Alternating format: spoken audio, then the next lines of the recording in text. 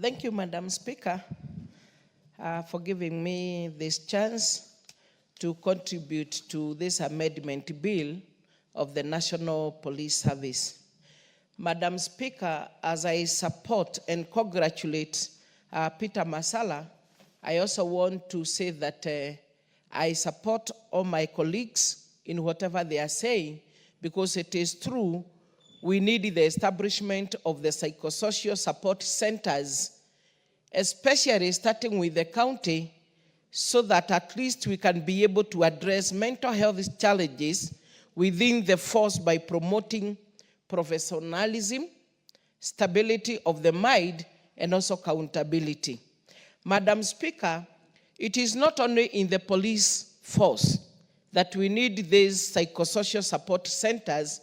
If it were possible to the government, we would start them in all the sectors that we have our people working. Madam Speaker, you bear me witness that as we study today, there are so many issues that people are coming across, starting with the economic hardships, the social media and online pressures. Madam Speaker, the relationship and family struggles that we have. Also the workplace stresses that we usually encounter as we try to work. Substance abuse and unhealthy coping mechanism, Madam Speaker. And also the health issues and lack of access to mental health care. Madam Speaker, all these are issues that are making our people who are working, not only the police officers, really to need the psychosocial support centers. Because it is from these that we shall be able to speak to the mind, to guide and counsel, and even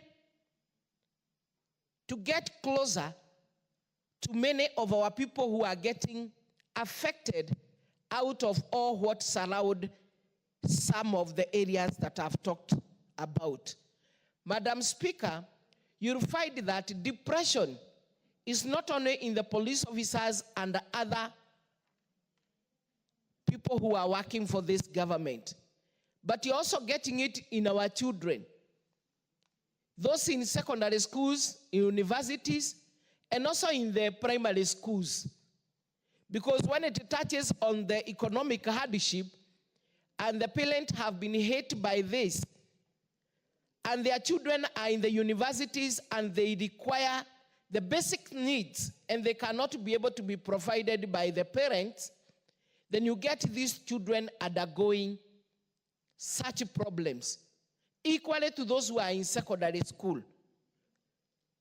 Madam Speaker, long time, when we were in primary school, we did not have this, like the way it has described, out of the issues that there are today as compared with that time.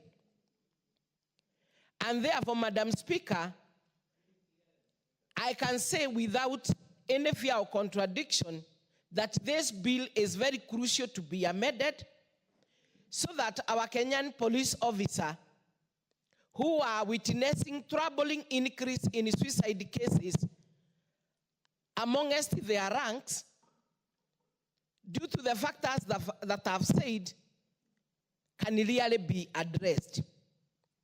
The proposed amendment, Madam Speaker, provides structured mental health support, potentially reducing incident of erratic behavior linked to the mental distress.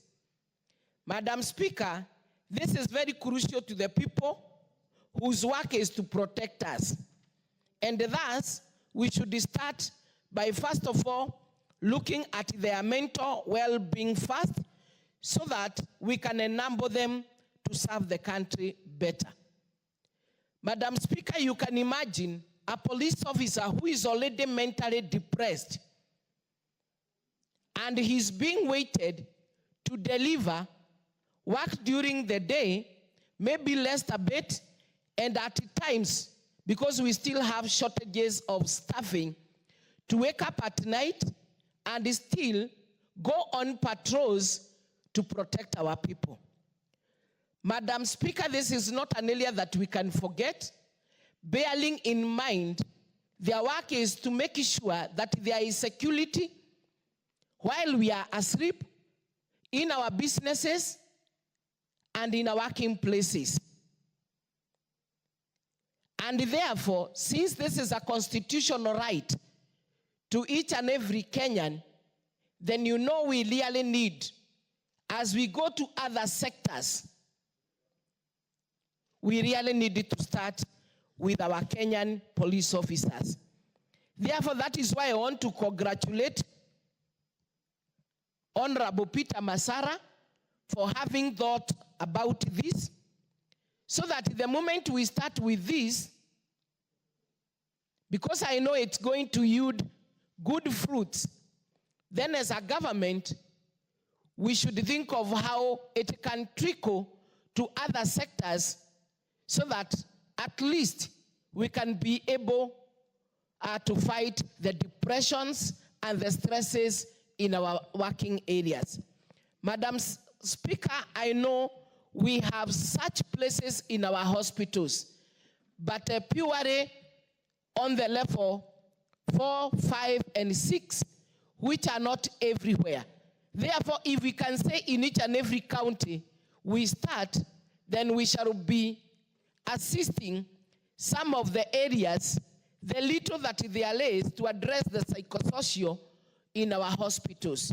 So, Madam Speaker, I want to say I support this and request, when this motion goes through, let it be fast-tracked so that it can be implemented, to make sure that whatever we are bringing out as areas that are affecting our police officers and others in different working places can be addressed. So, Madam Speaker, I support.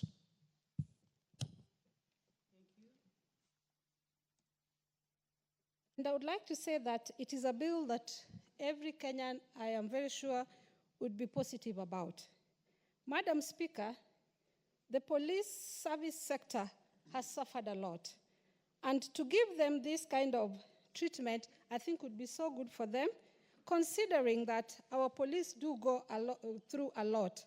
For example, there is no family connection in our police unit.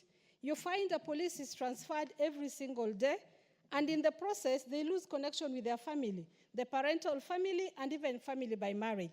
And so it's very important that we do take care of their well-being so that they would know how to cope with this situation.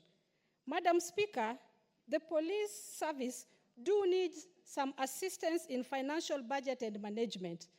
Their salary, we agree, is not adequate enough. But again, some join the forces when they're very young, and they're not able to take care of their financial needs, and they end up in loss that they're not able to service.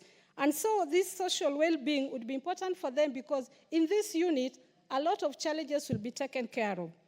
Madam Speaker, we do agree, all of us, that whenever our service go to give service to this country, our police, they do go through trauma, either directly or indirectly. In a situation where you lose a colleague is shot next to you, you have to carry that colleague, and by the end of the day, they have a hard heart, but by the end of the day, their heart is also soft. And so they go through stress, considering that he has lost a friend or she has lost a friend, and she thinks of the next day, maybe it will be her going. And she looks at the family of this person who has left them, and this again do torture them directly or indirectly. I believe that if this center is established, such problems will be taken care of, but not solved completely. Our police, because of the Kenyan people, some of us also do bring their self-esteem down. There are situations where, unfortunately, you have used substances that change the mindset. Example is alcohol or drugs. And so when the police has come to arrest you, we throw words that bring their self-esteem down.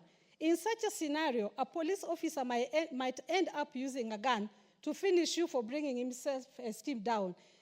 It is very important that when such challenges appear to them, they can turn to the centers that would be able to take care of them by talking to them and understanding the situation they are in. Madam Speaker, a living example is what happened in Westgate, Dusit, and Capedro. If we would consider the policemen and women who were at these areas during these accidents or incidents, these people were never taken care of. And you find in a scenario where you find a police did shoot a colleague in circumstances that cannot be explained.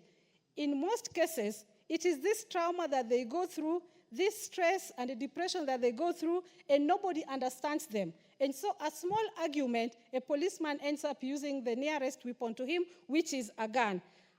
Madam Speaker, our police officers do get injury during their service, and they don't have a way of managing and recovering and returning to work. They just go to the doctor, the injury is treated, maybe has lost a leg, an eye, or whichever part of his or her body. But then there's no other extra service given to this officer. And so he or she goes back and realizes that now she has one hand or has one hand, she cannot or he cannot hold his gun anymore. And this sends him into depression because he knew when he joined the forces that this is a job he has chosen, and he has chosen to defend his people and his country, but unfortunately now is not able to service us.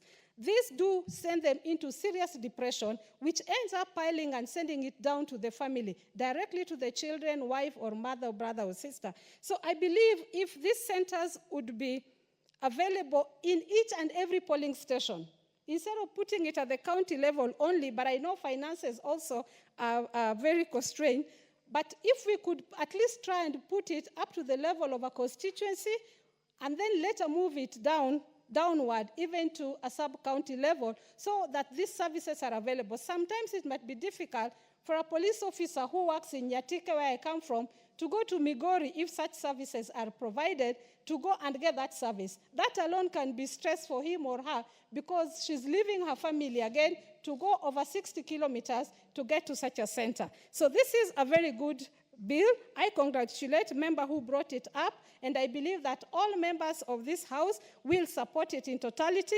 And if there's any amendment that would make it better, we would request that anybody who has such ideas would bring it forward, but let us support it in totality. It is a good one, and God willing, it will help our police women and men of this country. Lastly, I want to congratulate the policemen and women of this country, telling them that they're our sisters, they're our brothers, we love them. There are sometimes that we do rub our shoulders, especially during maandamano, but by the end of the day, we are still brothers and sisters, and the country belongs to all of us, and we congratulate them, we love them, and we wish them well in their duty.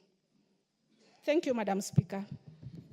Thank you. The Honorable Geshimo Gedeji, member for Geshogo. Thank you, Honorable Speaker, for also getting this opportunity to contribute to this bill by Honorable Masala. Let me say that the police perform a very important constitutional duty to protect lives and property in this country. And therefore, a stable country is also dependent on a very strong and healthy police force.